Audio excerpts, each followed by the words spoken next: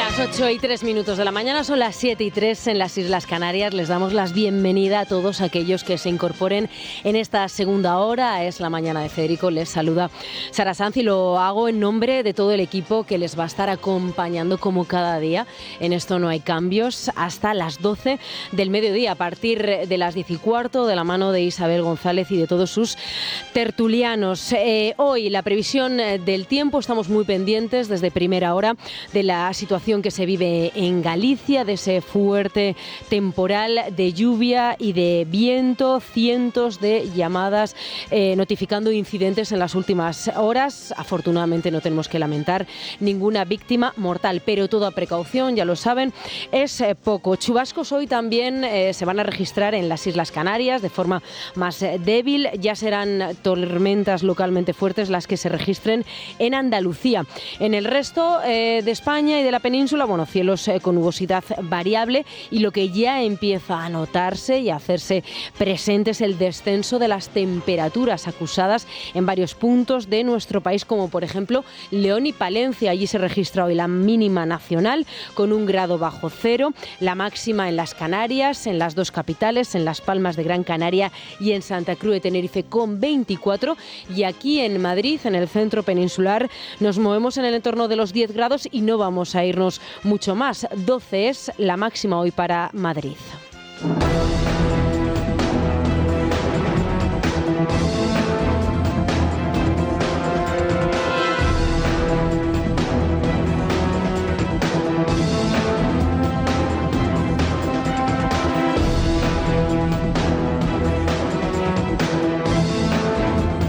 Lo hacíamos a las 7 y lo seguiremos haciendo durante los próximos minutos. Se lo avanzamos hace una hora. Vamos a comenzar glosando a una de las figuras fundamentales más significativas de este último siglo, al último gran papa de esta civilización, como menciona hoy y destaca en su artículo de Libertad Digital el director de este programa, Federico Jiménez Los Santos. La figura de Benedicto XVI, del Papa Ratzinger, falleció, como ustedes ya saben, a los 95 años de edad, el día de la Nochevieja, a eso de las 9:30 de la mañana. Y ahora mismo en Roma ya está todo preparado y ultimado, porque en menos de una hora, a las 9 de la mañana, se abre esa capilla ardiente que se va a instalar en la Basílica de San Pedro.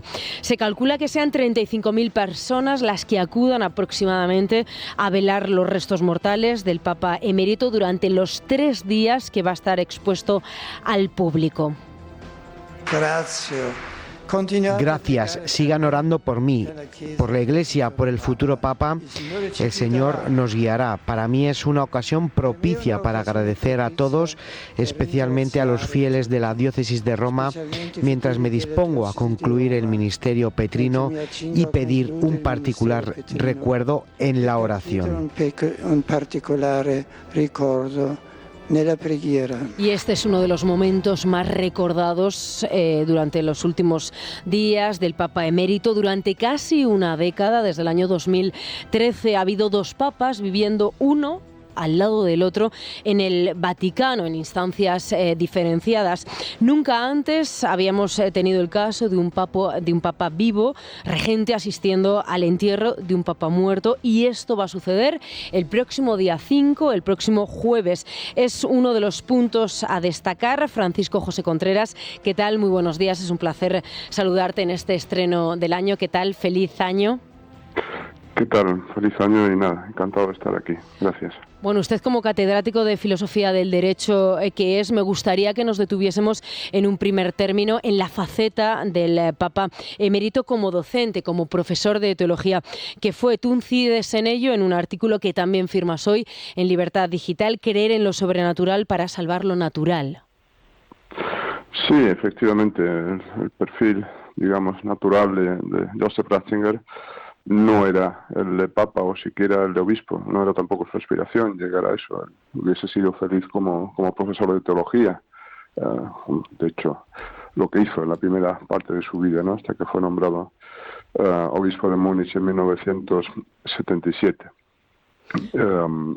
Él, además, revela en su autobiografía que tanto cuando le fue comunicado su nombramiento episcopal en el 77, como después en el cónclave de 2005, cuando se le eligió Papa.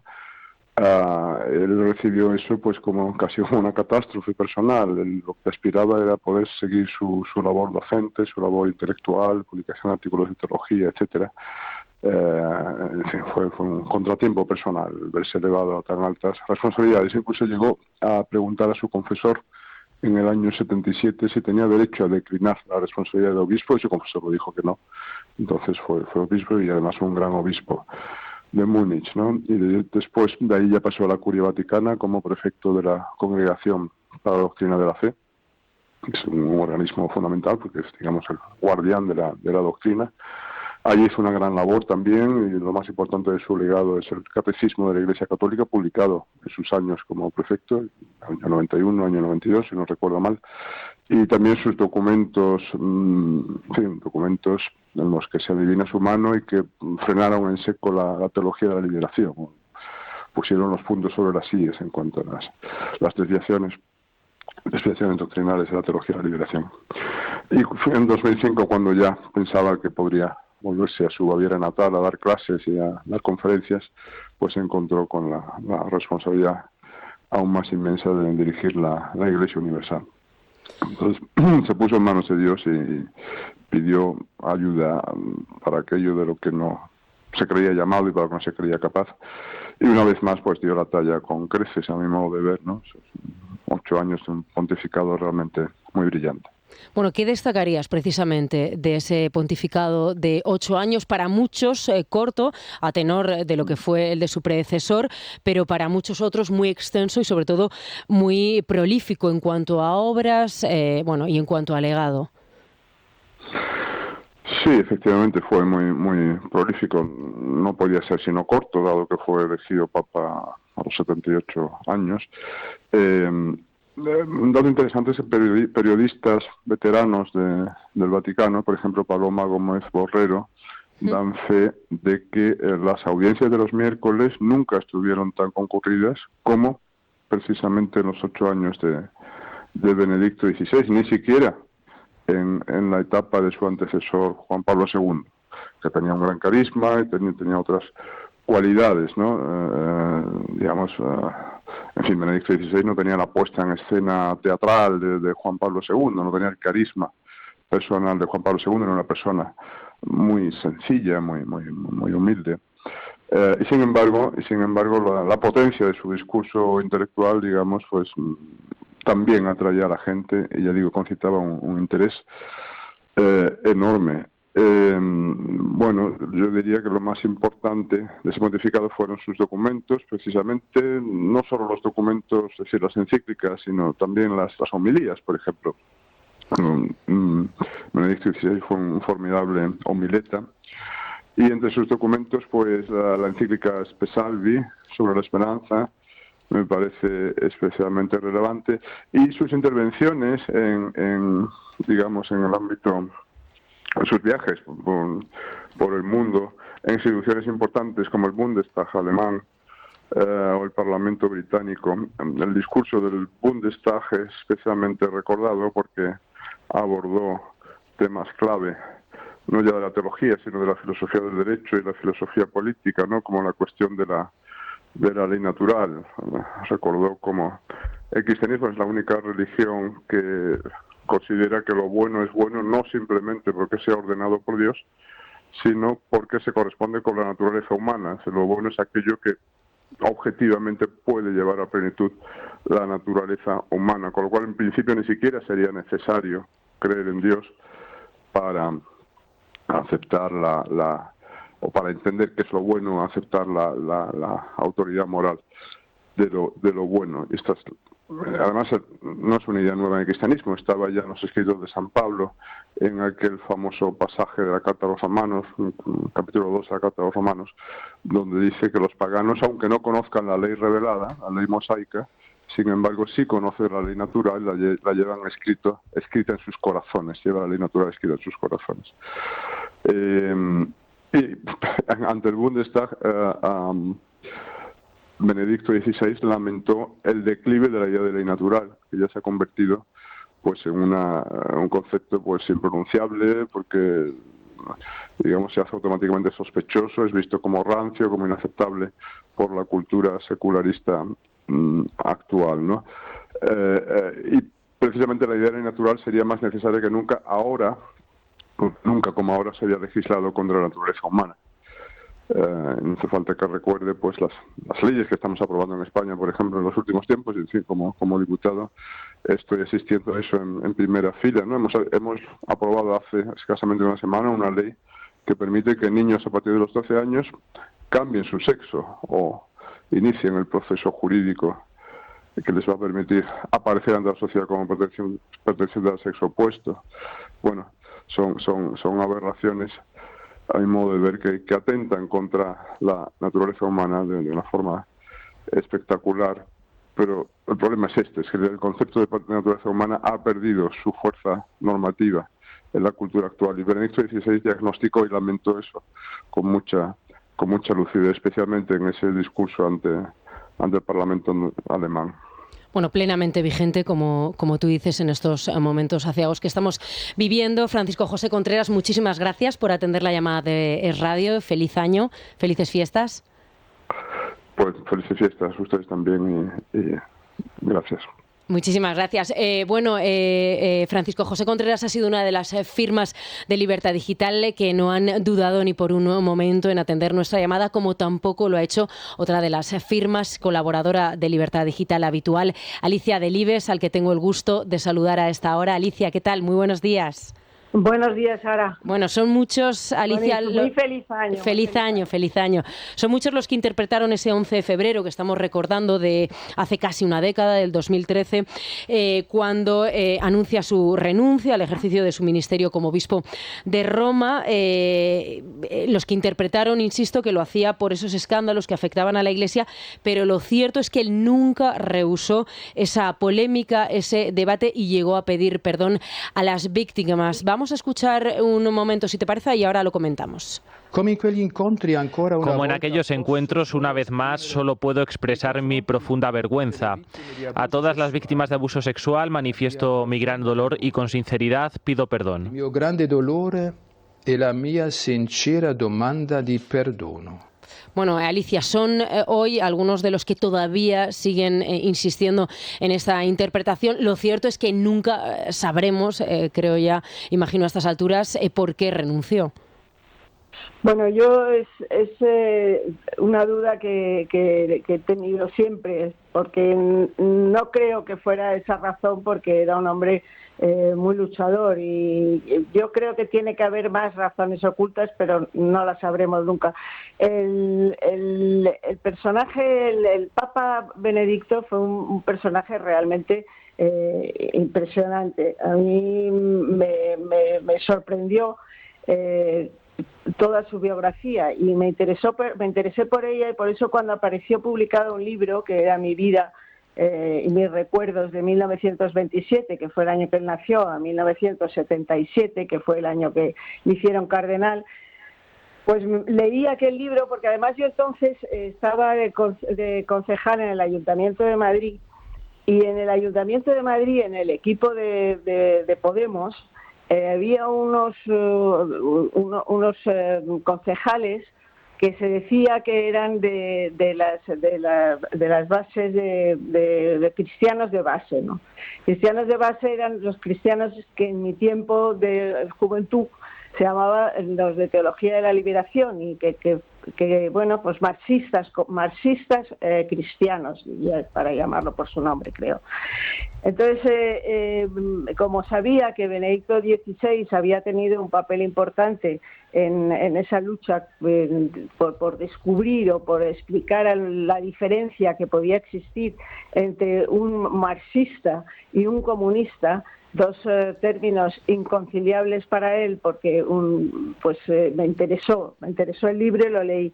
Entonces encontré cosas bastante interesantes de su biografía. Por ejemplo, él pasó toda su infancia en Baviera, donde había nacido, y cuenta, su padre era oficial de la policía, y cuenta que cuando en 1933 sube al poder Hitler como canciller, su padre dijo: caramba, yo soy oficial de la policía. En este momento estoy al servicio de los que yo he considerado unos criminales. Luego él empezó a ir a la una escuela confesional católica en Baviera de niño, y entonces dice que ahí que los nacionalistas tuvieron una primera actuación anticatólica profunda. Entonces él, por ejemplo, cuenta que un profesor joven de su colegio, en el mes de mayo, plantó un árbol como homenaje a la cultura germánica. Entonces él lo interpreta, dice, la gente no se daba muy bien cuenta de lo que eso era, pero era eliminar todo el resto de catolicismo, porque había que sustituirlo por una nueva religión, que era el nacionalismo hilderiano, ¿no? Es muy curioso la relación entre las cosas que él cuenta del nazismo y el otro totalitarismo que ensombreció todo el siglo XX, que es el comunismo. Y porque la gente que cuenta cosas de su infancia durante la Revolución Rusa cuenta cosas de este tipo.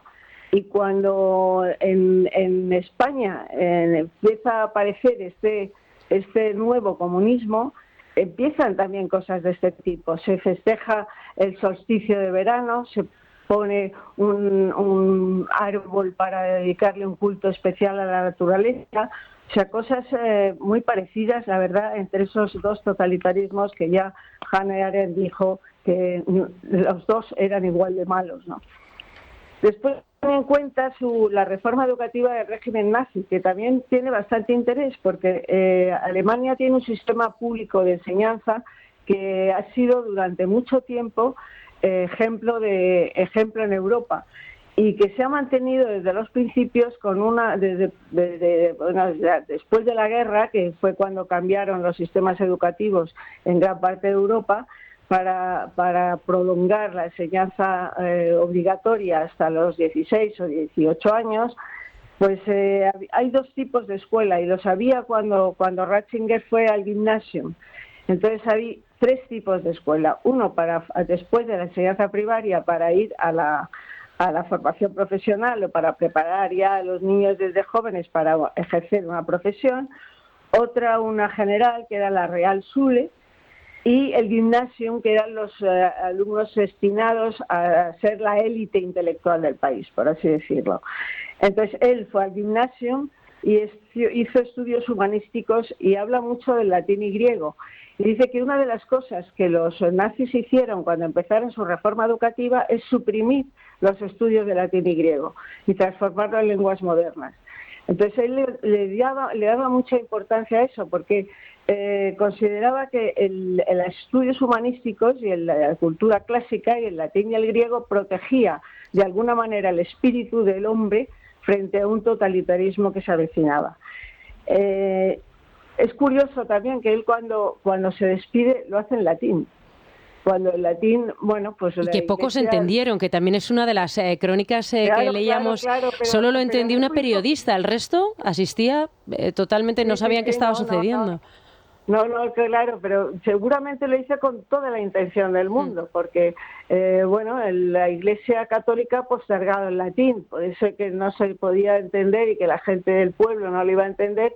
Bueno, yo de niña aprendía bastante latín cuando asistía a misas en latín, y es que en mi colegio se estudiaba latín desde los 12 años, y eso que yo estudié ciencias.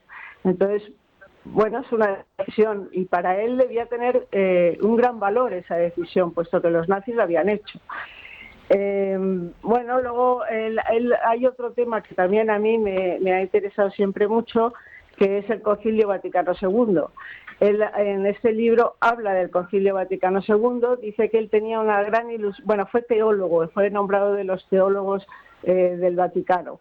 Y él dice que empezó con una gran ilusión, porque él era un reformador, no era un reaccionario, diríamos. Era un hombre que creía que había muchas cosas en la Iglesia que había que reformar.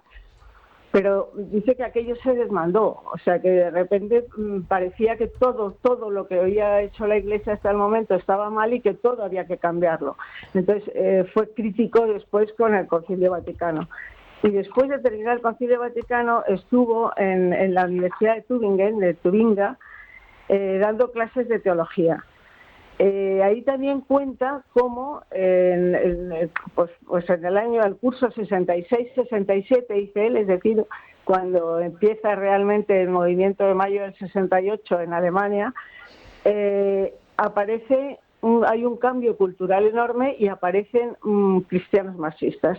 Él habla del mesianismo marxista y el marxismo se extiende como por toda la universidad, donde, bueno, él dice eran pocos funcionarios los que eran marxistas, pero aquella universidad se convirtió en una universidad marxista. Entonces, reflexiona sobre esa relación que puede existir entre el marxismo y el cristianismo y esos teólogos que pretendían compaginar los dos términos, ¿no?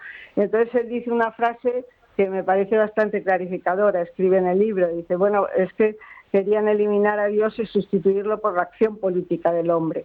El puesto de Dios, dice exactamente, es reemplazado por el del partido.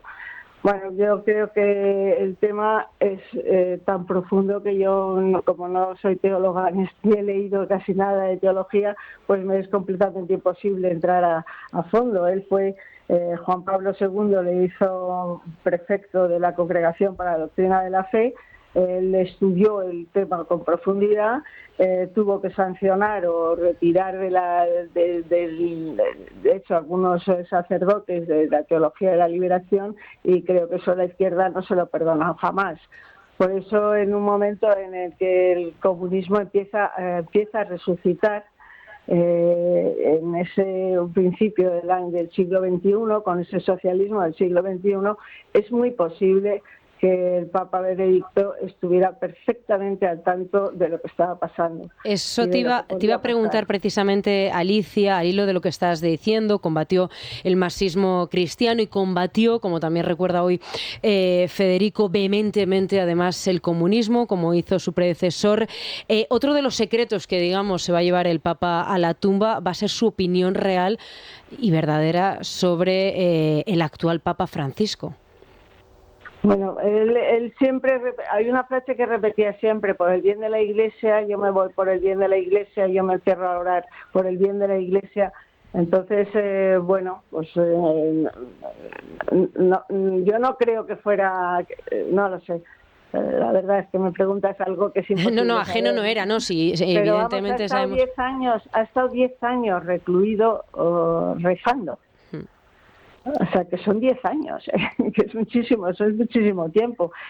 Posiblemente ha escrito muchísimo y no sé si alguna vez habrá dejado algo escrito, pero que él era, él dio clarísimo que él tiene Rebel, un libro que es ni Marx ni Jesús, pues yo creo que él tenía muy claro que Marx es Jesús.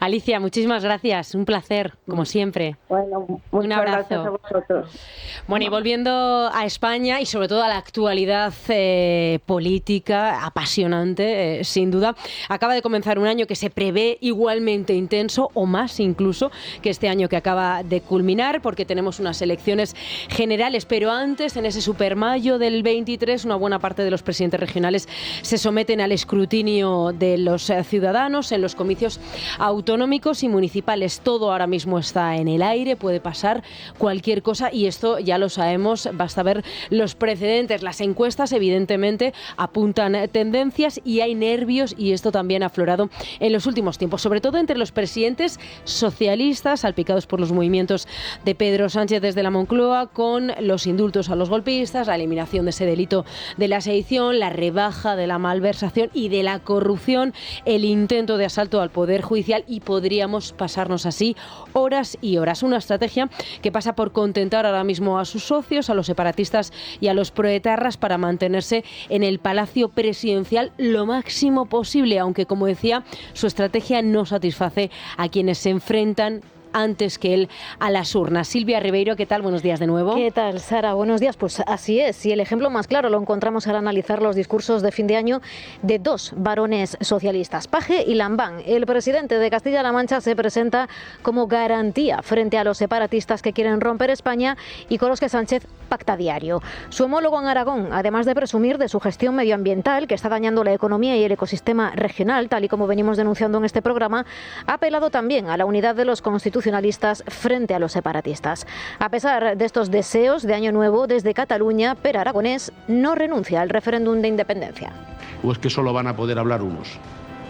No, yo soy una garantía, quiero ser como presidente, pero lo es la sociedad de Castilla-La Mancha, somos una garantía de que el día de mañana, frente a muchas aventuras, cuando haya que hablar de España, de los derechos de los ciudadanos de mi tierra, en tanto que españoles, hablaremos todos. Como acertadamente advirtió el rey en su mensaje de Navidad. Quienes creemos en España constitucional hemos de ser autocríticos ante la falta de entendimiento de los partidos moderados, lo cual da como resultado que la gobernabilidad del país dependa cada vez más de extremistas, radicales e independentistas que no aspiran más que a romper España y acabar con la Constitución. Y per seguir defensant també Seguiremos defendiendo también nuestra lengua, con las 100 medidas de defensa de la lengua catalana, el modelo de escuela en catalán.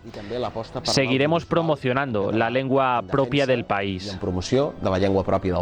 Y seguiremos defendiendo la celebración de un referéndum como vía para resolver el conflicto con el Estado, poner la democracia en el centro. Al centre. Bueno, seguirán haciéndolo y se seguirá permitiendo por parte del Gobierno. Estos eran algunos de los mensajes, los de los socios del Gobierno. Ya se pueden imaginar que desde la oposición no llegan mensajes mucho más dulces y optimistas para el inquilino de la Moncloa. Y la más combativa, como es habitual, ha sido la presidenta madrileña Isabel Díaz Ayuso, ya también en clave electoral. Ha pedido sacar del Gobierno a quienes quieren quebrar el orden constitucional y ha recordado en su discurso la violencia de la ETA, hoy representada las instituciones por Bildu. El murciano López Miras, que se enfrenta a la reelección en mayo, ha hecho un llamamiento a la moderación frente a la crispación y desde Andalucía, Moreno Bonilla, que no pasará por las urnas este año, ha exigido a Sánchez que respete la política fiscal de la Junta. Si permitimos que los enemigos confesos de España decidan su integridad territorial y quienes han cometido graves delitos, incluso quienes han acabado con vidas inocentes, sigan tomando posiciones en contra del conjunto de los españoles, nuestra convivencia y el país que conocemos desaparecerá. Por fin ha bajado el IVA a los alimentos básicos, una propuesta que hizo Andalucía en la conferencia de presidentes de Palma el pasado mes de marzo. Por eso reclamo respeto a nuestra autonomía para aplicar nuestras propias decisiones. Confío en que 2023 sea un año de ilusión y de unidad, un año de grandes consensos. Quiero que sepáis que como presidente de la región de Murcia tengo clara una cosa: si fuimos capaces de superar la pandemia, juntos lograremos superar cualquiera de los retos que nos depare el 2023. Es la mañana, es radio. Bueno, y como este 2023 viene cargado de nuevos impuestos y de novedades importantes que van a afectar de lleno a su bolsillo, les queremos recomendar hoy Óptima Mayores. Daniel Muñoz. No está de más ninguna ayudita, ¿eh? Un mensaje para los mayores de 65 años que tengan una casa y que quieran vivir con mayor liquidez. Ya son miles las personas que gracias a esa hipoteca inversa de Óptima Mayores han conseguido la tranquilidad y la libertad económica que se merecen. Pueden solicitar su estudio personalizado totalmente gratuito y sin ningún tipo de compromiso en el teléfono gratuito también 900-800-864, repetimos 900-800-864. También van a encontrar toda la información en su página web optimamayores.com. Bueno, y otro teléfono que tenemos que recordarles por si hay algún despistado que lo ha perdido o que lo ha olvidado con estos estragos de la Nochevieja es el teléfono de nuestros oyentes, el número de audio WhatsApp, porque sus opiniones más que nunca son valiosísimas y necesarias en estos tiempos